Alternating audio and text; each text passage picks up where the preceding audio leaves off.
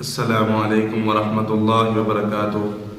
الحمدللہ والصلاۃ والسلام علی رسول اللہ، اما بعد۔ محترم ناظرین، پچھلی ملاقات میں ہم نے وضو کے لیے جو فضائل بیان کیے تھے، جو نماز کے لیے ضروری ہے اور نماز کے لیے شرط ہے، اور اس کے لیے استنجا کے کچھ آداب بیان کیے تھے۔ ان میں سے ایک ادب یہ بھی ہے کہ ہم جو استنجا کرتے وقت، قضائے حاجت کرتے وقت، ہم نے قبلہ رخ ہو کر نہیں بیٹھنا، یعنی کہ ہمارا منہ بیٹھتے ہوئے قضائے حاجت میں بیت اللہ کی طرف قبلہ کے رخ نہیں ہونا چاہیے۔ نبی علیہ الصلوۃ والسلام نے اس سے منع فرمایا ہے۔ اور جب آپ قضائے حاجت کے لیے بیٹھے ہوں اس وقت آپ نے کلام نہیں کرنی۔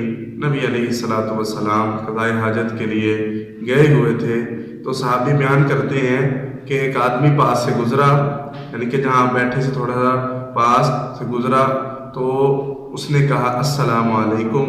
تو نبی علیہ الصلوۃ والسلام اس وقت مصروف تھے تو آپ نے کوئی جواب نہیں دیا۔ جب آپ نے استنجا کر لیا اور طہارت حاصل کر لی، اس کے بعد آپ نے کہا وعلیکم السلام ورحمۃ اللہ وبرکاتہ۔ اور اس کے بعد ضروری یہ ہے کہ ہم یہ دیکھیں کہ اگر کوئی گندگی ہمارے کپڑوں کو لگ جاتی ہے، جسم کو لگ جاتی ہے، تو اسے کیسے پاک کرنا ہے۔ دیکھیں، یہ جو چیزیں یا نجاست جو ہے نا، یہ نجاست وقتی ہے۔ ویسے تو اگر ہمیں جو چیزیں ہیں فطرتی طور پر احتلام ہو جاتا ہے، یا عورتوں کو حیض آ جاتا ہے، یا نفاس کا خون ہوتا ہے، یہ بظاہر صرف عبادت کے درمیان اسے نجس کہا جاتا ہے، یعنی کہ یہ نجاست ہے۔ ویسے مومن نجس نہیں ہوتا۔ نبی علیہ الصلوۃ والسلام کا فرمان ہے ان المؤمن لا ینجس، مومن ناپاک نہیں ہوتا، مومن پاک ہوتا ہے۔ لیکن یہ جو نجاست ہے، یعنی کہ اس لیے ہے کہ یہ عبادت اور انسان کی جو خود ہے عبادت کے درمیان یہ ایک دیوار ہے، اس کے درمیان حائل ہو جاتا ہے کہ اس کو دور کرو پھر عبادت کرنا ہے۔ اگر انسان محتلم ہے تو وہ کیا کرے کہ وہ اگر اسی کپڑوں میں نماز پڑھنا چاہتا ہے تو امی عائشہ رضی اللہ عنہ کی حدیث ہے، وہ کہتی ہے کہ نبی علیہ الصلوۃ والسلام کپڑوں سے یہ مادہ منویہ کو خرچ دیا کرتی تھی، اس کو میں صاف کر دیا کرتی، نبی علیہ الصلوۃ والسلام اسی میں نماز ادا کر دیا کرتے تھے۔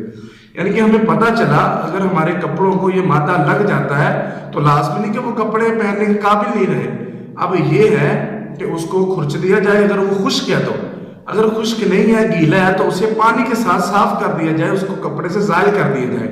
پھر اس کے بعد آپ دیکھیں گا اگر آپ کے جسم کو لگا ہوا ہے تو اس جسم کو بھی ایسے ہی آپ نے صاف کرنا ہے، لیکن آپ نے یاد رکھنا ہے، اس کا ادب یہ ہے کہ آپ نے اس کو بائیں ہاتھ سے صاف کرنا، دائیں ہاتھ سے طہارت نہیں کی جاتی، بائیں ہاتھ سے طہارت کی جاتی ہے۔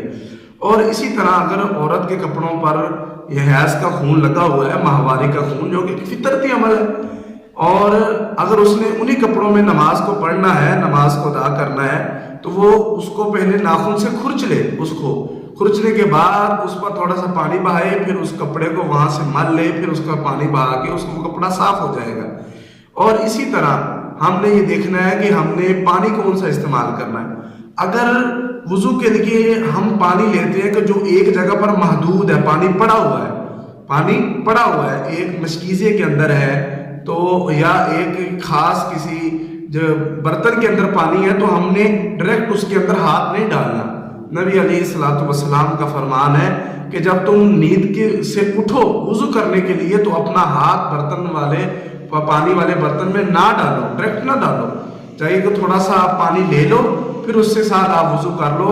آپ کو نہیں پتہ آئینہ بات زیادہ ہو کہ ہاتھ نے رات کہاں پر گزاری، کہ جسم کے کسی حصے پر ہاتھ کو لگا ہے تو وہ سارے پانی ہوئے، اور کھڑا ہوا پانی اس کے اندر آپ نے پیشاب کرنے سے منع کیا ہے، اور اسی طرح آپ نے وہ کھڑے ہوئے پانی سے وضو کرنے سے منع فرمایا ہے۔